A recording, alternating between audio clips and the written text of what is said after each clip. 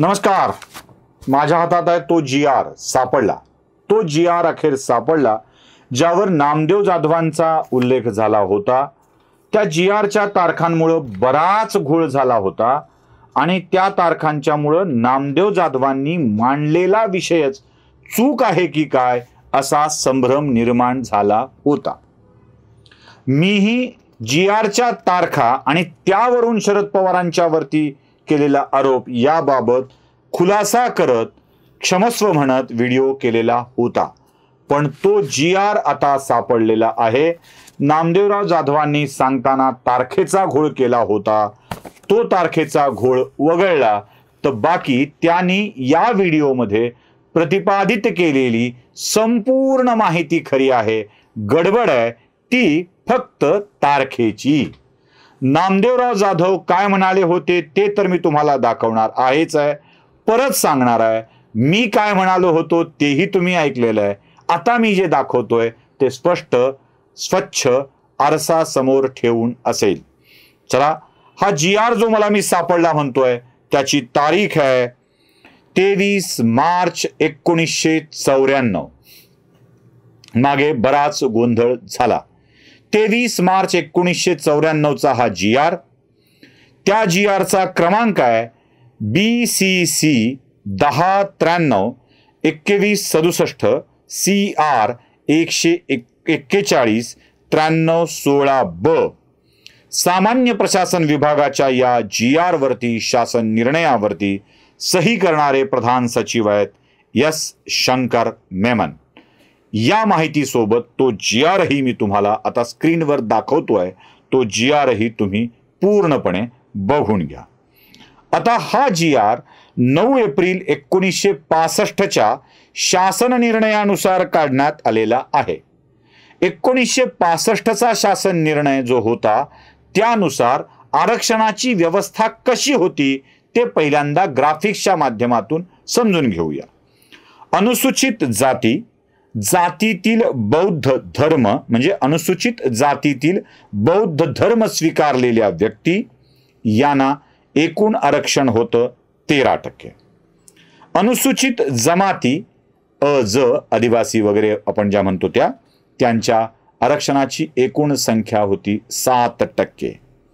विमुक्त जाती आणि भटक्या जमाती यांच्यासाठीचं आरक्षण होतं 4%. इतर मागास वर्गांसाठीचं आरक्षण होतं 10%. एकूण आरक्षणाची संख्या होती 34%. म्हणजे एकूण 34% आरक्षण होतं आणि बाकीच्या जागा रिक्त होत्या. आता या GR नुसार 23 मार्च 1994च्या GR नुसार तुमच्या लक्षात येईल बदल काय केलाय तो. त्या GR मध्ये खालच्या बाजूला तो बदल तुम्हाला जाणवेल. मुख्यत्वे करून अनुसूचित जातीची संख्या आरक्षणाची तेवढीच ठेवलेली आहे. अनुसूचित जमातीची संख्या तेवढीच ठेवलेली आहे. विमुक्त जाती आणि भटक्या जमातीमध्ये तो बदल केला आहे आणि इतर मागासवर्ग म्हणजे ओबीसी मध्ये बदल केलेला आहे. तो कसा केलाय तोही आपण ग्राफिक्सच्या माध्यमातून समजून घेऊया.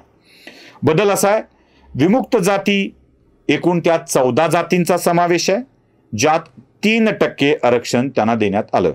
तुम्ही म्हणाल विमुक्त जाती व भटक्या जमातीसाठी पूर्वी 4% होतं, आता 3% म्हणजे कमी झालंय का? नाही, जरा बदल आहे, तो नीट समजून घ्या.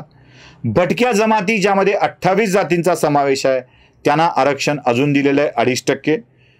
भटक्या जमाती धनगर आणि तत्सम जाती यांना दिलं आहे 3.5%.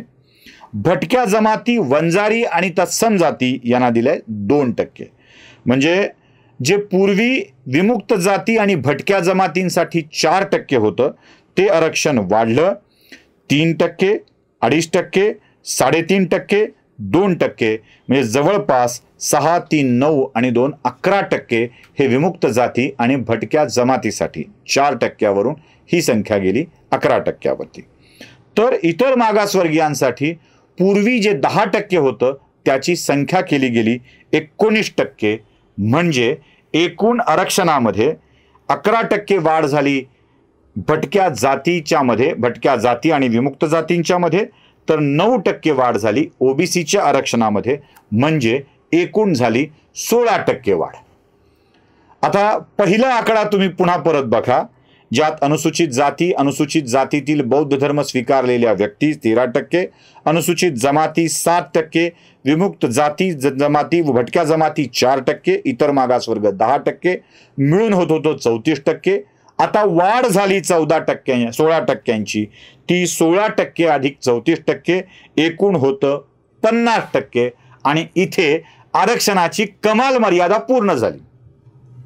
आता ही कमाल मर्यादा पूर्ण करताना साल होतं 23 मार्च 1994 आणि त्यावेळी महाराष्ट्राच्या मुख्यमंत्री पदावर आरूढ होते शरदचंद्र गोविंदराव पवार. मग जाधवांचा जो आरोप आहे तो आपल्याला इथे खरा वाटायला लागतो. 2010 साली जेव्हा आघाडीचं सरकार होतं तेव्हा शरद पवारांनी एक विधान केलं होतं आणि पुढारी या कोल्हापूरच्या दैनिकामध्ये ती बातमी छापून आली होती. ती बातमी ही मी तुम्हाला दाखवतोय.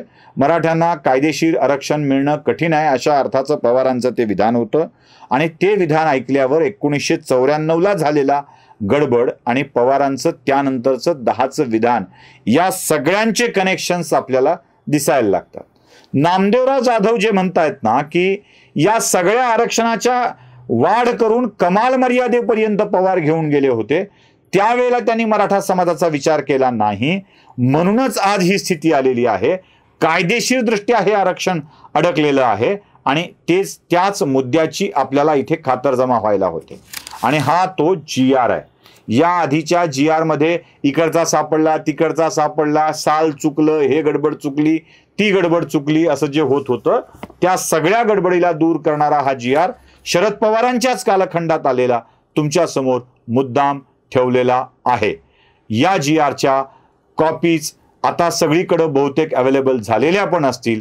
नामदेवराव चूक नव्हते, फक्त संदर्भ चुकले होते एवढंच. आम्हीही चूक नव्हतो, फक्त इसवी सनाचे संदर्भ चुकले होते एवढंच. आता या सगळ्या करेक्ट संदर्भानिशी तो व्हिडिओ पुन्हा आपल्या समोर मांडतोय आणि मराठा आरक्षणाचा खरा मारेकरी कोण हे तुमच्या समोर लक्षात आलं असेल. व्हिडिओ आवडला असेल तर लाईक करा, शेअर करा, सबस्क्राईब करा. धन्यवाद.